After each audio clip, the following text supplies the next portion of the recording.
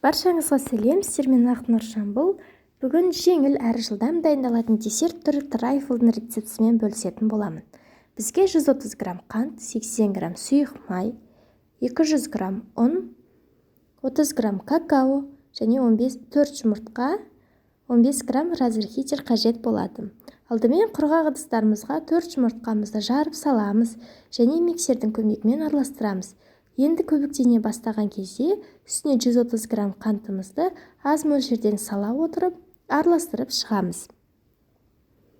Барлығы толық араласқан уақытысында біздің жұмыртқамен қантымыз араласқан массамыз әппақ көбікке айналу керек. Егер сіздердің жұмыртқаларыңыздың массасы осындай әппақ көбік болып жатса, үстіне 80 грамм сұйық майымызды аз мөлшерде құйып шығамыз. Сұйық майымызды құйған уақытысында біздің массамыз шамалы отырып қалуы мүмкін. Бірақ уайымдамаңыздар, ол сіздердің бисквиттеріңіздің пісіп шығуына ешқандай да кедергісін келтірмейтін болады. Барлық сұйық заттарымызды осылай араластырып шығамыз.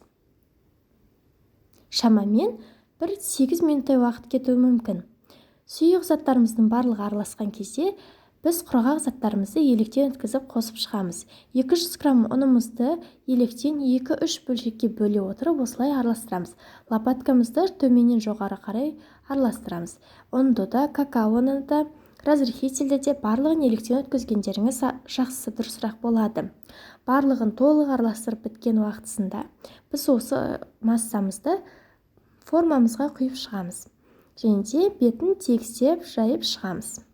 Бұл бисквиттен біз трайфлдар, кейк попсы, эскимо және де рулеттер дайындауға болады. Және 130 грамм қызып тұрған пешімізде 15 минутта пісіріп аламыз. Осы аралықта біз кілегейімізді миксермен араластырамыз.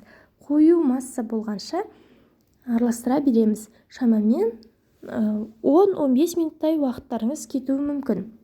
Енді ол сіздердің миксерлеріңіздің жылдамдығына байланысты. Біздің бисквитіміз пісіп шықты. Осылай екінші формамызға саламыз және де суытып аламыз. Суыған уақытысында бисквитімізді үгітіп шығамыз.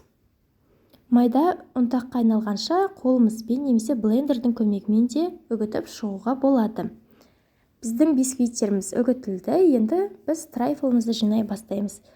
Өздеріңізге ыңғайлы ыдысыңызға, осындай шыны ыдыс болсын, қағаз қораптарға болсын, алдымен бисквитімізді саламыз. Үстінен қою сливкемізді құйып шығамыз. Өздеріңіздің қалауларыңыз бойынша начинкада салсаңыздар болады, немесе жай ғана келесі бетін осылай бисквитпен толтырып шығуларыңызға болады.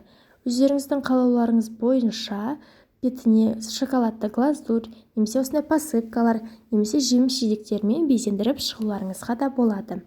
Жылдам дайын болады. Шамамен 20 минуттың ішінде барлық трайфлдарымызды жасап шығуымызға болады.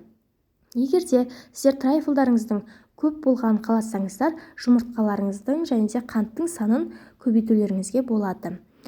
Менің каналыма тіркеліп, осындай жеңіл әрі жылдам дайындалатын видеолармен таныса отырыңыздар. Ақнұр Жамбыл, менің каналыма подписка жасаңыздар, лайк басып, комментарий жазып мені қолдай отырыңыздар.